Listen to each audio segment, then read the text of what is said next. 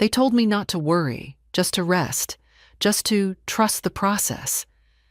But when I opened my eyes after surgery, the first thing I saw wasn't a face I loved. It was a white ceiling, a stranger adjusting my IV, and a folded hospital bill on the side table with my name on it. Mary Johnson, patient responsible for full charges. I blinked slowly, the anesthesia still fogging up my thoughts.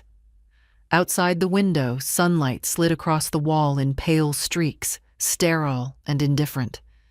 My throat was dry, and I tried to speak, but it came out in a hoarse rasp. The nurse, a young man with tight curls and tired eyes, leaned over me. "Good morning, Mrs. Johnson. How are you feeling?" I wanted to say, "Where's my daughter?" Or, "Did anyone come?" But all I managed was a whisper. "The bill." He glanced at it, clearly having hoped I wouldn't notice yet.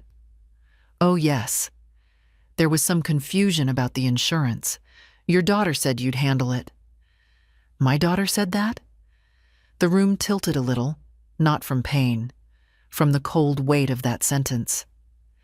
"They said they'd visit," I murmured. He didn't answer. Just adjusted my pillow and said he'd be back with some water. I watched him leave. I watched the clock tick. I watched nothing else, because there was nothing else. They said, "We'll visit right after, Grandma. Don't worry. Just rest." They'd kissed my forehead that morning, my daughter and my son, both in a rush but smiling. Angela had been checking her watch, said she had to get to work early, but would be back by noon. David, my son, had gripped my hand, promised he'd handle the paperwork, the insurance, the arrangements. "All you need to do is rest, Ma." I hadn't asked for much. I never did. Not when Angela needed help with her mortgage, or when David went through 2 divorces and still brought his laundry to my place. I laid in that bed and tried to feel something other than shame. It wasn't just about the bill. It was that I had believed them. Again. By noon, no one came. By 4, a hospital social worker knocked gently and asked if I had any family she could call. I gave her the numbers. She came back 20 minutes later with a polite smile and said, "They're not picking up, but maybe they're busy." "It's still early." It wasn't early. It was never early when someone you love is recovering from surgery. I asked her to leave the curtain open. The hallway light made me feel less alone. At 6, the cafeteria sent up dinner. A rectangle of pale chicken, mashed potatoes with no salt, peas that looked like they'd been soaking in sadness. I ate 3 bites. Then I stared at the bill again, and I thought, maybe it's my fault. Maybe I made it too easy all these years. Maybe they think I'll always be there to understand, to forgive, to wait. But something shifted that evening. Not loudly, not like a door slamming shut. No. It was quieter than that, like the sound of a drawer closing slowly. Finally, I closed my eyes and thought about the last time either of them had asked how I was feeling, really feeling, and not just if I could babysit or loan a few $100s. I couldn't remember. When the nurse came to check my vitals at 9, I asked for a phone. I called my neighbor, Doris. She was surprised, said she thought the family was with me. I told her I'd explain later. Then I called my bank, and I asked a very specific question. When people say, family always comes through, they forget to mention the conditions.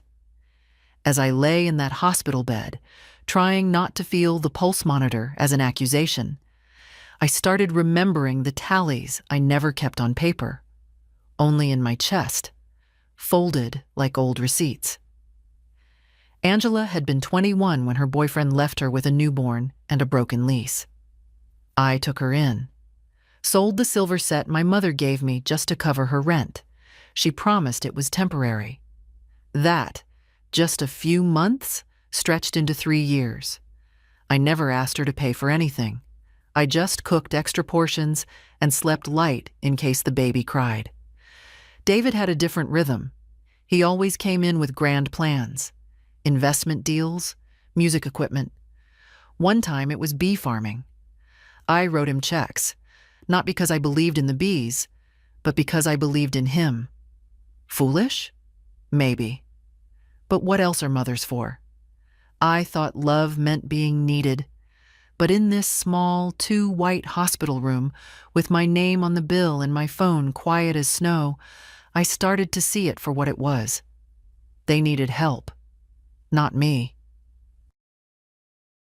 The social worker returned in the morning, clipboard in hand. "Still no visitors?" she asked gently. I shook my head. "They'll come." It sounded weak, even to me. She offered to help with the insurance again. I said I'd made some calls. I didn't explain who I'd really called. Doris came by at noon with fresh clothes and a bag of crackers. She was all warmth and floral perfume. "Sweetie," she said, tucking the blanket around me, "you need to stop protecting them." I laughed. It was dry, like paper crumpling. "I'm not protecting them, Doris. I think I'm done." She gave me a look, not surprised, just sad. "Took you long enough." I knew she'd been watching for years. From across the street. When Angela wouldn't come, help rake the leaves. When David borrowed my car and left it with an empty tank and an overdue parking ticket. She never said much, but I could tell. People like Doris noticed the silences. I stayed 2 more nights. The nurses were kind but distracted. The food didn't improve. Angela didn't call. David didn't text. The day before I was discharged, the hospital administrator came in with paperwork. "It appears the guarantor form was never completed," she said. "We'll need confirmation that you are assuming responsibility for the charges." I signed, with a hand that didn't shake, because I knew what was next. That evening, I asked Doris to bring me the red folder from the cabinet above the fridge. She knew exactly which one. I'd labeled it for later. It held every check stub, every bank receipt. Down payment on Angela's townhouse, $40,000. David's 3rd rehab stint, $22,000. Grandchildren's camp fees, private tutors, re-roofing Angela's garage, bail money I never mentioned. I added it up, slowly, no exaggerations. 3D12,760. That was the cost of being a good mother in my family. No interest, no thanks. And now, no visit. I sat with that number for a while, not bitterly, just calmly, like a woman reading her own autopsy report. Then I made another call, this time to a lawyer. The house felt different when I came back to it. Smaller, somehow. Not in size, but in spirit. Like it, too, had been waiting for someone to knock, and no one ever did. Doris dropped me off and insisted on walking me to the door. "You sure you'll be okay?" she asked, eyeing the steps. I nodded. The worst part already happened. She squeezed my hand and left without more questions. That's what I loved about Doris. She knew when not to ask. Inside, everything was where I'd left it. The blanket folded neatly over the arm of the couch. The row of picture frames dusted and upright. Angela's family, David's graduation, the grandkids at the lake. I walked past them. I didn't turn on the TV. I didn't unpack. I just sat at the table, my hands resting flat, and waited for my own voice to settle. By 6, the house was still silent. No knock at the door, no headlights in the driveway, no apology. At 6:17, I called Angela, straight to voicemail. At 6:25, I tried David. The phone rang once, then cut. I didn't leave a message. I didn't need to. Instead, I opened the drawer where I kept my rainy day notebook, the one I used to jot down things that needed fixing, a flickering light bulb, a stubborn cabinet hinge. This time, I started a different list. Things I won't ignore anymore. I wrote the date. Then, the time Angela rolled her eyes when I asked for help with the Christmas dinner. The way David laughed when I forgot my PIN number last year. The silence after my surgery. The bill with my name. The list wasn't long yet, but it was heavy. Because once I started writing, I couldn't stop seeing. The next morning, I made tea and sat in the kitchen window. Watched as the neighbor kids biked past. One of them waved. I smiled, though it felt distant. Then my phone buzzed. A message from Angela. "Hey, Mom, just saw your missed call. Everything okay? Been slammed with work, sorry. We'll call later." It was 10:12 a.m. No mention of the surgery. No, "How are you?" No visit. No flowers. I didn't reply. An hour later, David sent a GIF. A cat waving from under a blanket. "Hope recovery's going smooth. Talk soon." Talk soon. I closed the phone and went to the hallway closet. I pulled down the shoebox where I kept the old bank receipts, every check stub with their names. I stacked them next to the red folder. Then I called the lawyer again. "Yes," I said. "I want to move forward with the trust, and I'd like to revise the power of attorney and the will." He hesitated. "Do you have someone in mind for executor?" I did. Her name had been in my heart all week. "Samantha," I said. "My granddaughter. She's the only one who visits without asking for anything." He said he'd prepare the papers. After the call, I stared at the kitchen wall for a long time. This time, they'd gone too far. This time, I wasn't going to wait for them to feel sorry. This time, I was going to take everything I'd given and start giving it somewhere it mattered. The hospital bill came 3 days after I was discharged. A thick envelope, crisp white, addressed to me in careful type. I knew what was inside. Still, my hands trembled when I opened it. 46,830. 1 surgery, 3 nights, no insurance coverage, no cosigner. I read the statement line by line, like scripture. Operating room fee, anesthesia, recovery room, medications. Self-pay in neat, impersonal print next to every item. I let the paper sit on the table while I made myself a cup of tea. 1 sugar, no milk. The cup rattled faintly in the saucer as I sat back down. $46,000. I didn't even remember saying yes to half of it. Probably because I'd been under. They said they'd handle it. Angela had waved her hand when I brought up insurance forms before the surgery. "Don't worry, Mom, we've got it." David had promised too. "You raised us. The least we can do is cover this." The least. I picked up the phone and called the hospital's billing department. The woman who answered was kind, but her voice was firm. "Yes, ma'am. Your daughter provided your name as the responsible party."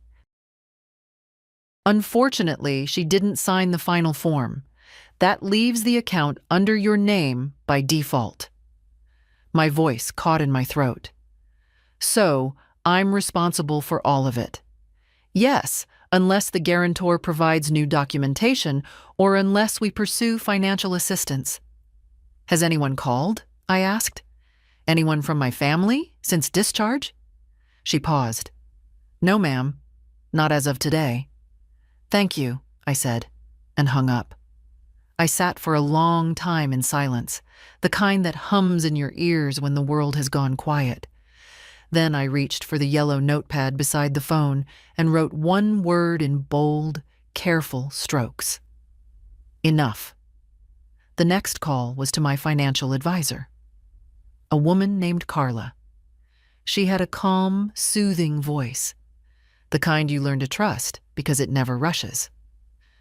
"I'd like to liquidate the CD," I said, "and I want to transfer funds to a new beneficiary account." She asked the usual questions. Was I sure? Was there a trigger event? Yes, I said. It's time I started doing things for people who show up. Later that afternoon, I wrote a check. Not to the hospital, not yet.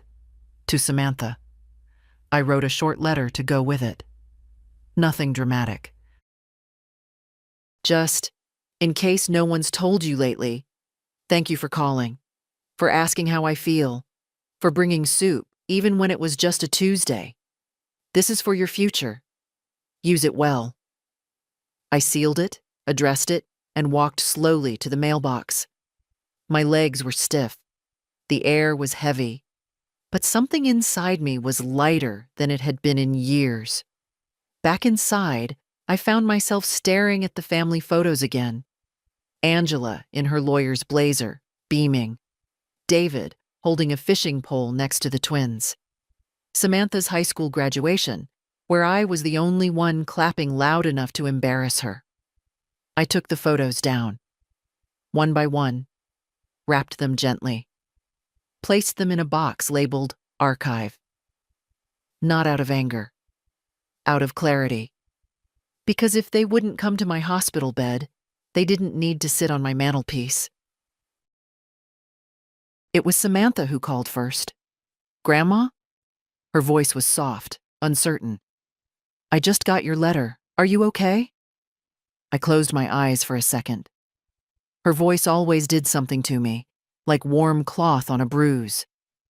I'm better now, I said. Thanks for asking. There was a pause. Is it true? About the surgery? The bill? It's all true, sweetheart. She exhaled sharply. I had no idea. Dad said everything was handled. I let that settle between us. Handled, I repeated. He's good at that word. Another pause, then, I'm so sorry, Grandma. I don't know what they're thinking. They're not thinking, I said. At least not about me. She was quiet for a moment. Then, that check. It's too much. I can't accept it. I smiled, though she couldn't see it. It's not a gift. It's a correction. Still. No still, I said gently. You're the only one who ever came without taking. I heard her sniffle just once. Thank you. Spend it well, I said, and keep it quiet for now. She understood. She always did. That night, I sat with my checkbook and a new notepad. On the top, I wrote, Undoing. It was time to go back through the things I'd signed. Angela's car loan, co-signed in 2019. I'd forgotten. She hadn't. David's second mortgage? In my name, apparently. He had said it was temporary. I'd believed him. I made a list of every account, every card, every automatic withdrawal, every open gate. By morning, I had pages of them. Monthly payments for David's cable, Angela's gym, a family streaming service I'd never used. I'd been paying for Netflix, but couldn't get a single visit on Christmas. I called my bank, asked to speak with someone in senior services. This is Mary Johnson, I said, steady as stone. I'd like to cancel every recurring transfer except utilities, and I'd like to remove both my children from all financial permissions. The woman on the line hesitated. Mrs. Johnson, that's a substantial set of changes. May I ask what prompted them? I didn't flinch. Clarity. She was quiet for a moment, then said, Understood. We'll begin immediately. Some may take 48 hours to finalize. That's fine, I said, but I'd like a confirmation by email. Everything in writing. Of course. I hung up and sat back in my chair. 47 years of motherhood. 3 decades of quiet help. 2 children who had memorized my generosity but forgotten my presence. It wasn't rage I felt. It was grief. But not the kind that makes you cry. The kind that sets you free. The walk from the mailbox back to the house felt longer than usual. I wasn't recovering well, not physically, not emotionally. The stitches tugged if I moved too fast, and my chest ached in ways that had nothing to do with the scalpel. But the pain didn't bother me anymore. Pain was honest. What stung was the silence. No call from Angela, no knock from David, not even a text to ask how I was holding up, or whether I needed milk or bread or a bit of company. I boiled eggs for dinner, toasted 2 slices of rye. It was the first meal I'd cooked since coming home. No one had brought soup or asked if I needed groceries. I'd always been the one with casseroles and apple pies when someone got sick. I'd stood in kitchens for hours. Now I ate alone in silence, the ticking clock louder than the chewing. After dinner, I finally opened the box of hospital papers. A yellow slip fluttered loose from the stack. A feedback survey. How was your family support during your stay? I smiled bitterly and wrote one word in the margin: absent. I tucked the bill back into the folder and turned to the drawer where I kept older documents. Tax returns. Angela's tuition agreements. The car title with both our names. The lease I'd co-signed for David after his second divorce. They'd both come crying for help at different times. I'd always been the one person who never said no. And yet, here I was, recovering from surgery, eating eggs alone, watching dusk creep over my porch while my children lived just 10 and 12 miles away. I hadn't turned on the porch light in 3 nights. Not out of forgetfulness. Out of hope. Hope that someone might ring the bell anyway. See if I was up. No one did. The next morning I got dressed properly for the first time. Real slacks, a blouse that needed ironing. I sat in the living room with a notepad in my lap, waiting for the phone to ring. It didn't. So I called Angela. She picked up after 2 rings. Hey, Mom. Too cheerful, too loud. Hi, sweetheart, I said. There was background noise, traffic maybe, or wind. I was just thinking of you. Were you? A pause. Well, yeah. How are you feeling? Getting back on your feet? I'm managing, I said. The hospital sent the bill. Oh? She didn't ask about the amount. Didn't ask if I was all right. That's weird. David said he was handling it. I see. Another pause. Then, did you need something, Mom? I stared at the window. No, Angela. I just wanted to hear your voice. She laughed lightly. Well, here I am. Listen, I'm actually in between meetings right now, but I'll call you later, okay? Of course. I hung up. She didn't call back that day, or the next. On Friday morning, I looked at the front lawn. The grass was too high.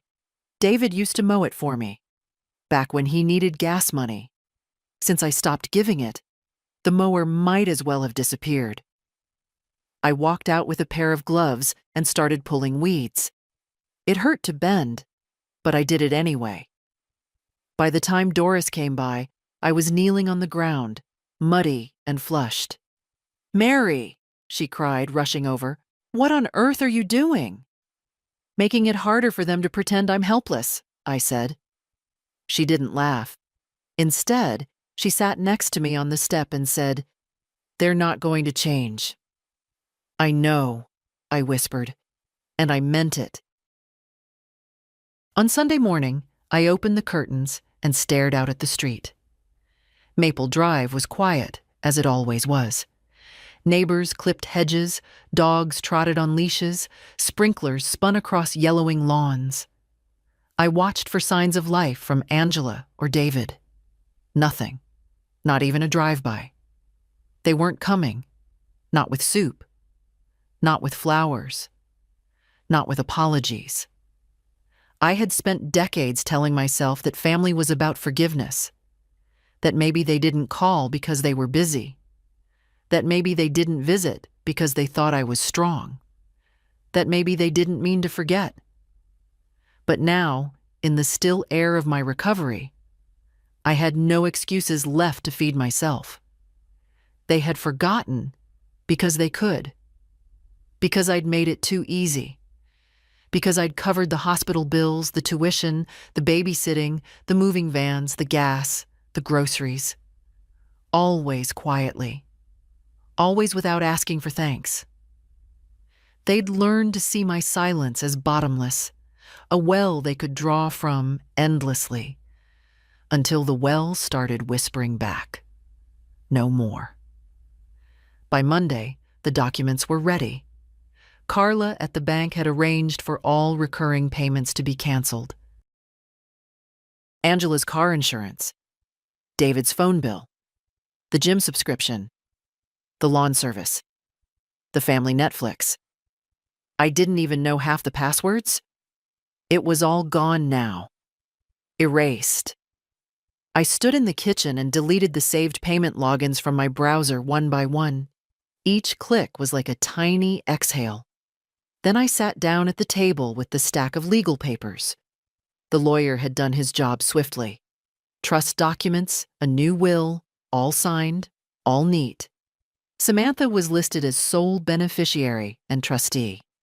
Angela and David's names appeared only in footnotes, removed due to extended non-involvement in care and support. It felt clinical, distant, perfect. At noon, the doorbell rang. I knew that knock. Too hard, too fast. David. I didn't move at first. I stood still in the hallway, letting the moment settle. Then I opened the door. He looked tired, disheveled, like someone who had just woken up from a long nap into a fire. "Mom," he said. No smile. "I've been calling." I saw. I thought something happened. Samantha told me about the letter. I waited. He rubbed the back of his neck, a nervous tic from childhood. "We didn't mean to leave you alone at the hospital. There was a mix-up." "You told them I'd pay," I said. "That's not what I—" "They showed me the forms, your handwriting." He opened his mouth, then closed it again. I stepped back from the door. "You want to come in?"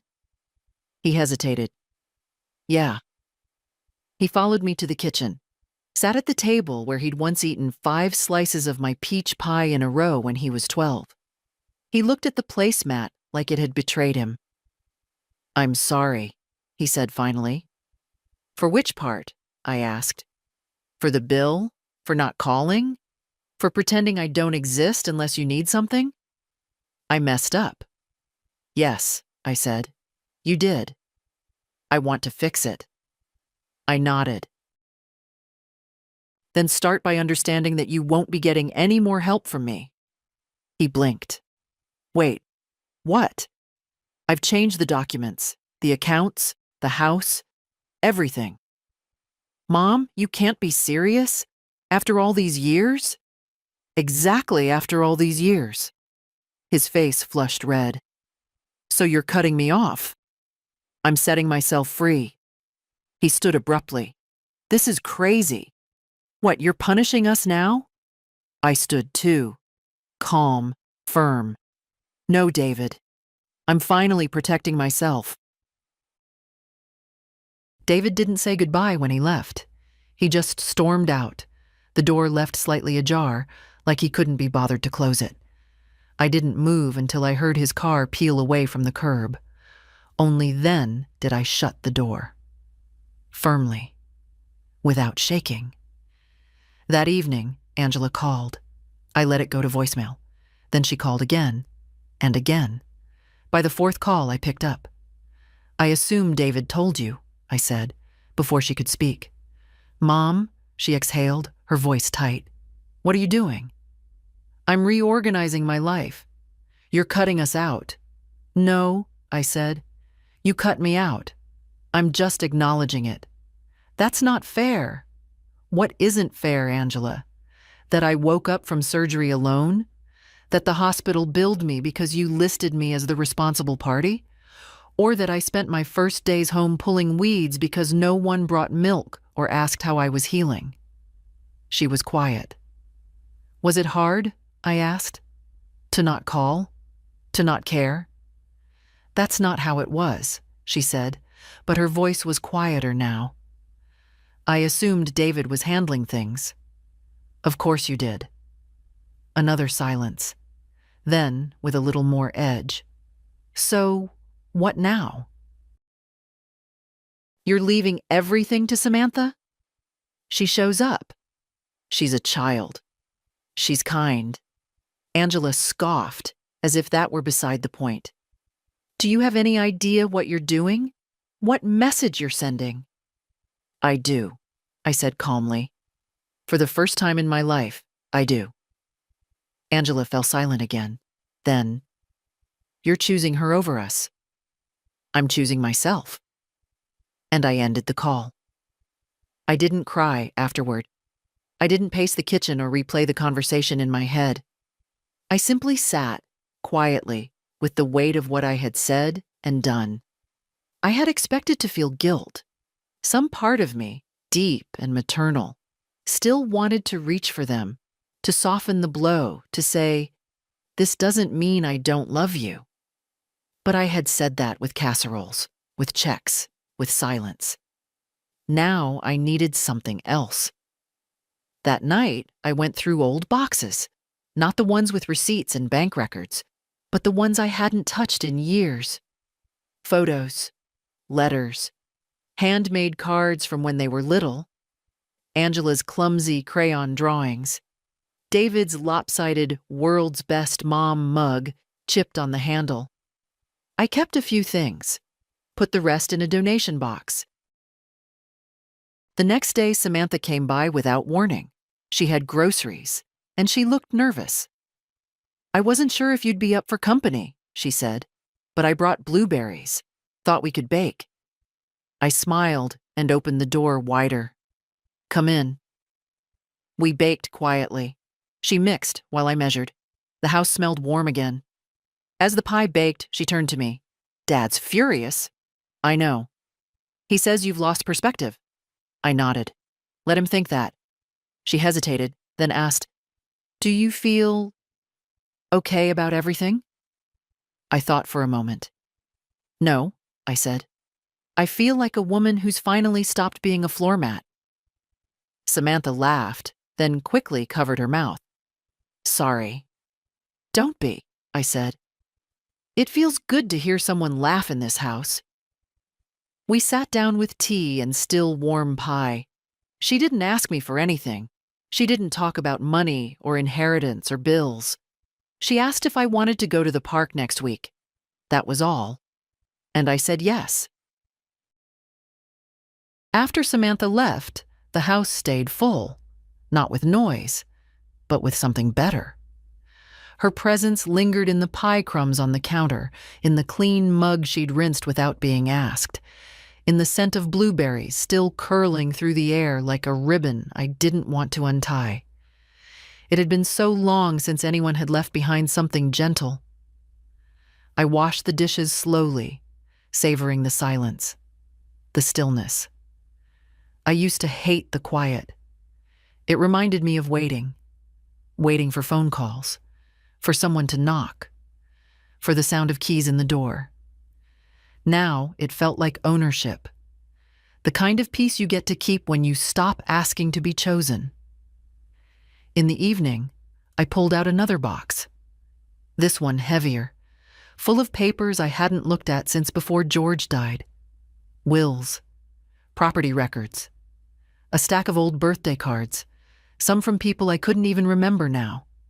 At the bottom was a folder marked in my handwriting. Angela's college. I opened it. There were payment receipts, loan documents, a scholarship rejection letter she hadn't told me about until I found her crying in the laundry room at 18. I had taken a second job cleaning offices in the evenings to cover what the scholarship didn't. She never asked how I managed it, just hugged me and called me her miracle mom. I'd believed her. There was a printout of David's first business plan, too, the one about custom furniture. He'd promised to pay me back within the year. That was 24 years ago.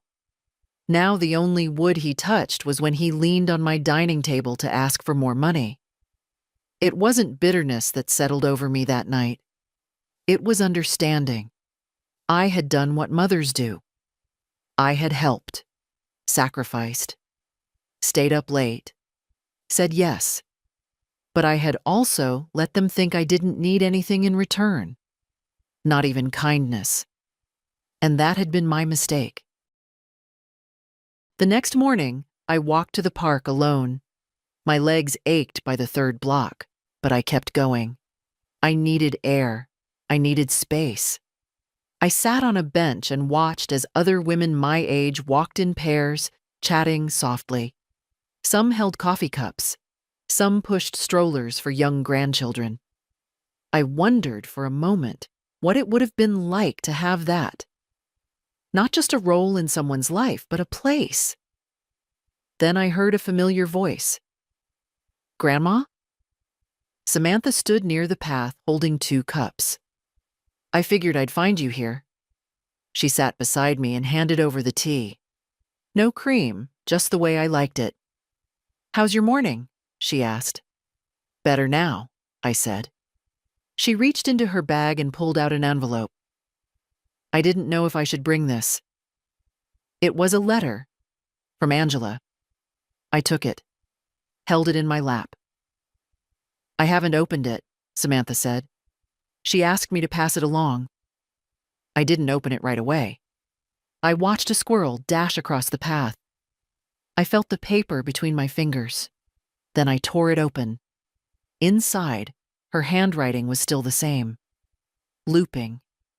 Careful. "Mom, I don't know what to say.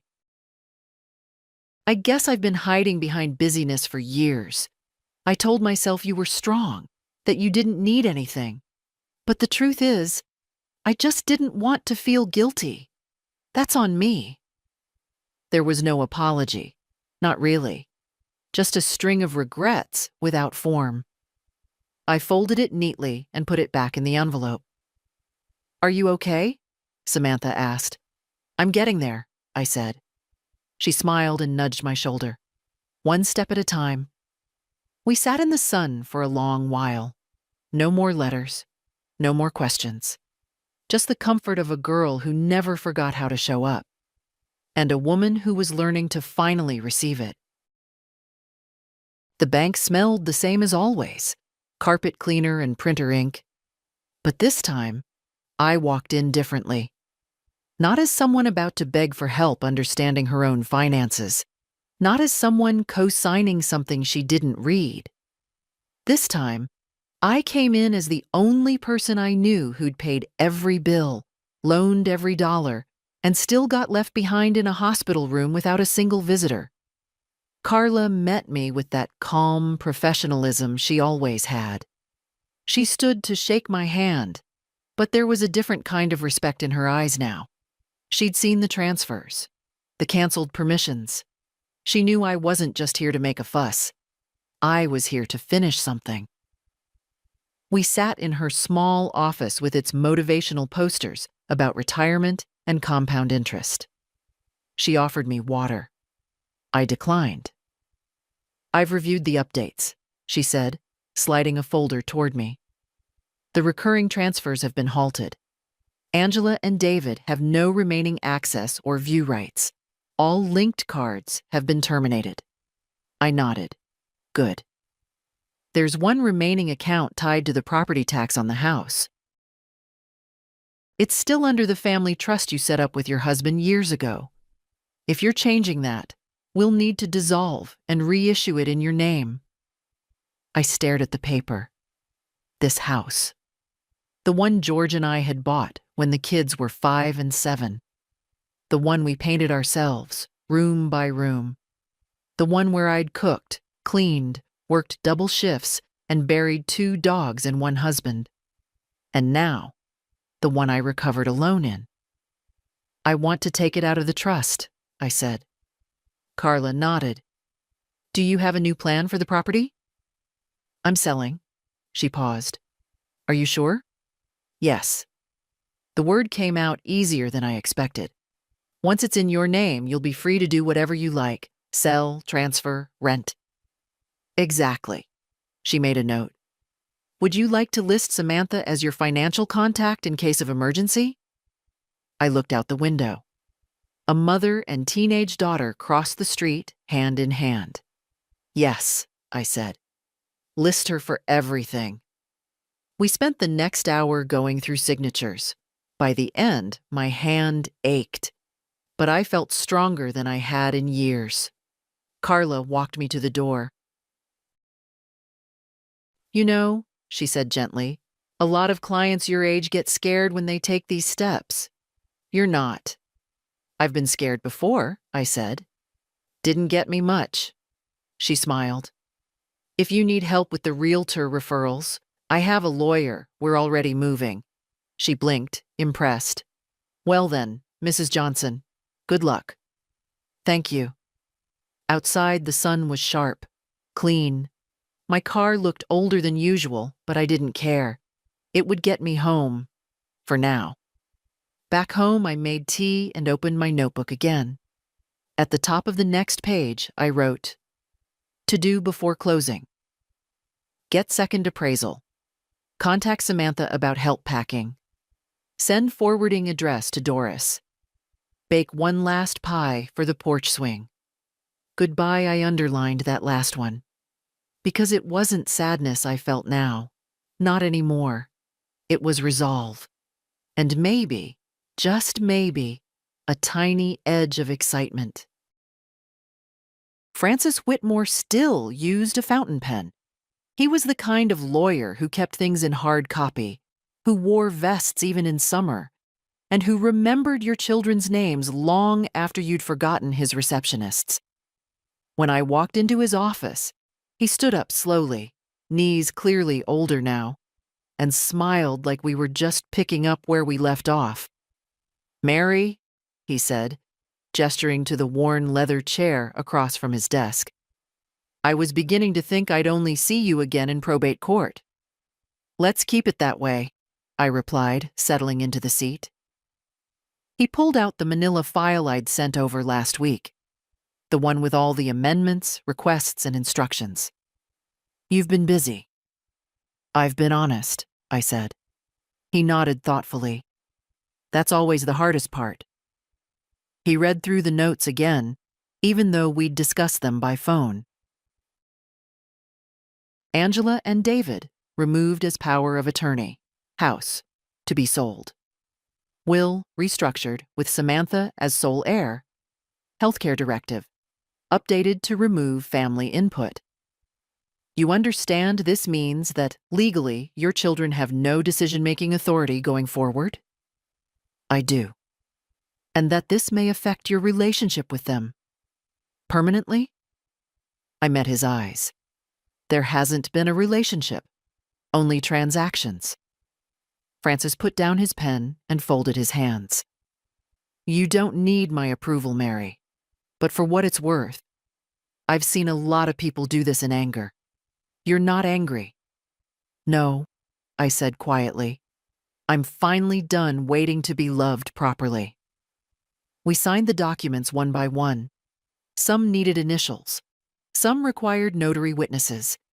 He took care of the details while I sipped the coffee his secretary brought in without asking. It was strange, how official it all felt, like ending a business contract instead of stepping back from your own children. But then again, they'd made it a business, hadn't they? After the final signature, Francis stood again and shook my hand. I'll file everything with the county this week. You'll get certified copies in the mail. Thank you. He walked me to the door, pausing before I stepped outside. You know, he said, adjusting his glasses, your husband always used to say you were the heart of the family. I looked out at the parking lot. Then I suppose the body just kept going after the heart stopped. He didn't answer that. He didn't need to. The sun had slipped behind the building by the time I got home. I sat on the porch and watched shadows stretch across the street like long arms reaching for something they'd already lost. Inside, I made a list of what to pack first. The tea set from my mother. The quilt Samantha had stitched for my 75th birthday. The old photo albums, not for Angela and David, but for me, so I wouldn't forget the parts that were good before they went wrong. That night, I slept better than I had since the hospital. Not because things were fixed, but because, for once, they were finally mine to live with, and mine to change. It was Angela who came first. I saw her car pull up around 3 in the afternoon, shiny, silver, the same one I'd co-signed for 3 years ago. She parked crooked, like she was in a hurry or didn't care. She didn't come to the door right away. I watched from the kitchen window as she sat behind the wheel, staring straight ahead, hands still on the steering wheel. Then, with a jerk, she got out, slammed the door harder than necessary, and marched up the steps like she owned the place. The knock was sharp, businesslike. I opened the door slowly. She looked thinner than I remembered. Too much contouring around her cheekbones. Clothes a little too sharp. Too expensive for someone who'd been struggling financially the last time she asked me for money. "Can I come in?" she said, without a greeting. "You're here already," I replied, stepping aside. She walked in like it wasn't the first time she'd rehearsed this scene. Stood in the middle of the living room, looked around like she was scanning for proof. That the place had changed, that I'd done something unforgivable. "I just spoke to David," she said. "He told me everything." "I'm sure he did." "You changed the will?" "Yes." "You're selling the house?" "I am." "To do what, Mom? Move into a retirement condo and die alone out of spite?" I didn't flinch. I looked her in the eyes. "To live the years I have left on my own terms." Angela's mouth twisted, but she didn't respond right away. "This isn't you," she said finally. "You're not cruel. Refusing to keep paying for people who leave me alone in a hospital bed isn't cruel," I said. "It's just finally seeing things clearly. We had jobs, Mom, families. We were busy." "I've been busy since I was 22, I said, my voice calm. "Didn't stop me from taking care of everyone. You just chose not to show up." She folded her arms. "So this is revenge? This is boundaries. After all we've been through." "What exactly have we been through, Angela?" I asked. "Me covering your bills, co-signing your loans, babysitting without a thank you? That's not a relationship. That's a ledger." She opened her mouth, closed it again. The flush in her cheeks was rising. "You're being unfair," she said, quieter now. "We made mistakes. But this is permanent." I nodded. "That's the point. You're cutting off your children." "I'm removing people who treated me like an obligation, or worse, an opportunity." She stared at me. Her mouth trembled for a second, then firmed. "You'll regret this," she said. "I already regret the decades I spent waiting for love that only came when someone needed something." Angela didn't slam the door when she left. She closed it with care. An hour later, David showed up. He didn't even knock. Just walked in like nothing had changed. I was still in the kitchen, rinsing dishes. "So it's true," he said from the doorway. "You're really doing this?" I turned to face him. "You've already heard it from Angela. Why come yourself?" He stepped forward. "Because I wanted to see if there was still a way to fix it. There isn't." "Mom, come on," he said, running a hand through his hair. "We were wrong, okay? I was wrong. I should have been there, I get it. But don't throw away everything." "You threw it away," I said. "I just stopped pretending it was still here." He sighed, deep and dramatic. "What about the kids? Don't they deserve something?" "Samantha is getting something," I said. She earned it. His eyebrows jumped. You're rewarding her for being, what? Nice? For being present. For treating me like a person. This is so dramatic. No, I said. You just don't recognize boundaries when they aren't convenient for you. He looked around the house like it had betrayed him too. Where will you go? Someplace quiet, smaller, mine. He hesitated, then added bitterly, You're choosing her over your own son. I'm choosing peace over noise. David stared at me for a long time. I don't know what he saw.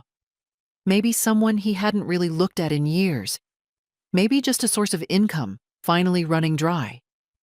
He didn't say goodbye either. He just left.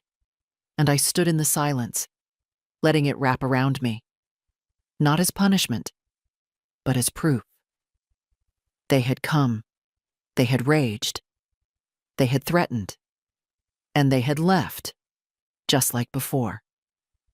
But this time, I hadn't broken. I had simply closed the door. The next morning, the house was quieter than ever. No calls, no knocks, just the hum of the refrigerator and the rustle of trees outside the window. But unlike before, the quiet didn't feel like abandonment. It felt earned. I made my tea slowly, hands steady, breath even.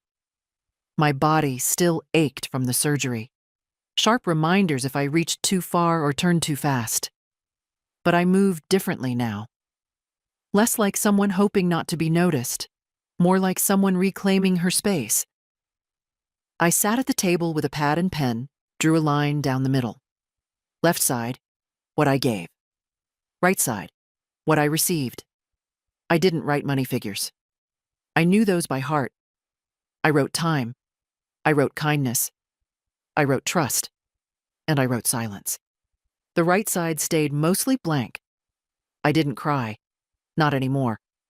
That part of me had emptied itself out in quiet hospital rooms and dark kitchens years ago.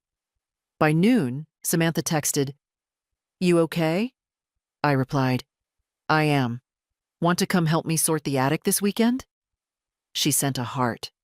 Absolutely. I smiled. Later that afternoon, I started organizing drawers. Pulling out old receipts, clothes I hadn't worn in a decade, cards from people I couldn't remember. It wasn't sadness driving me. It was preparation. The kind of quiet purge a woman makes when she's no longer waiting to be seen. In the bottom drawer of the secretary desk, I found something unexpected. A postcard from George, sent 35 years ago when he'd gone on a fishing trip with his brother. Miss you and the kids. House must be too quiet without me. Don't let them eat cereal for dinner. Love you. G. I smiled, held it to my chest for a moment. The handwriting was smudged in one corner. I must have spilled something once. George had been steady. Never perfect, but always there. And after he died, I carried the family like he'd trusted me to. Too long, maybe. The doorbell rang. I wasn't expecting anyone, but I didn't tense the way I used to. When I opened it, it was Doris. She had a pie plate covered in foil and a wary look in her eyes. "Cherry," she said. "Not as good as yours, but I figured you could use a break." I stepped aside. "Come in." "I've got coffee." She looked around the house like she was scanning for emotional debris. "Angela called me," she said, once we were seated. "I'm sure she did. She said you'd lost it." I raised an eyebrow. "Did I?" Doris smiled. "I told her no. I told her you'd finally found it." We ate pie in comfortable silence. "She'll come back," Doris said eventually. "So will David, when they need something." "I know," I said. "Will you let them in?" I thought for a long time before answering. "I'll open the door, but I won't open my wallet or my heart. Not unless they learn how to knock like they mean it." Doris nodded, satisfied. As she left, she looked back from the porch. "You know," she said, "some women your age take up gardening. You started a revolution." I laughed, and for once, it wasn't bitter. It was bright. After she left, I wrote one more thing in my notebook. Peace isn't quiet. It's choosing silence over begging. And I underlined it twice. I sold the house in less than 2 weeks. A young couple bought it, newly married, expecting their first child. They walked through the rooms like pilgrims, pointing at where the crib would go, where to put a table, what to do with the garden. I watched them from the kitchen, saying nothing. They didn't ask why I was leaving.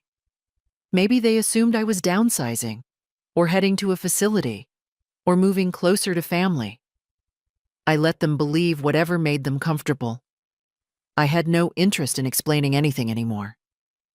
The closing happened on a Thursday morning. Carla was there, the realtor, a notary, everyone polite, brisk, efficient. I signed the last page, slid the pen across the table, and said, "That's the last time I put my name where someone else will take it for granted." Carla gave me a quiet look, half admiration, half something heavier. I walked out with one folder, one bag, and one key to a small, sunlit 2-bedroom apartment near the edge of town. Quiet neighborhood. A balcony that caught the morning light. Enough space for books, pie dishes, and solitude. It was perfect. The movers came the next day. Samantha was there too, in sweatpants and a ponytail, hauling boxes like she'd done it her whole life. She didn't talk much, just smiled when I handed her water, joked about how much fabric I owned, and helped me set up the new curtains before nightfall. When everything was inside, she stood at the doorway and looked around. "It feels like you," she said. "It does." "You nervous?" "No, just ready." She hugged me then, not out of pity or obligation, but out of something stronger, something real. I held her tighter than I meant to, and she didn't pull away. That night, I slept without earplugs. No creaking stairs. No ghosts in the hallway. No wondering if someone might finally show up. They wouldn't. And that was okay now. The next morning, I woke early and walked to the bakery 2 blocks down. Bought 1 croissant, black coffee, sat at the corner table by the window and watched people pass. No one knew who I was. No one asked about Angela or David or George. I liked it that way. Back home, I unpacked slowly. 1 photo of George on the nightstand. 1 quilt across the sofa. I left the rest in boxes. Not forgotten, just unnecessary now. I called the electric company, the insurance, the pension office. Each time, they asked if I needed to list emergency contacts. I gave 1 name, just 1. That afternoon, I took the last item from the old house out of my bag, a small ceramic bird that used to sit in the kitchen windowsill next to the basil. George had given it to me on our 12th anniversary. A quiet thing, easily missed. I placed it on the new sill, watched it catch the light. I didn't cry. Not for the house, not for the family who never called again, not even for the version of myself who'd waited decades for a thank you that never came. Instead, I opened the window, let the breeze in, and started baking. I baked a pie on Sunday. Peach, like always.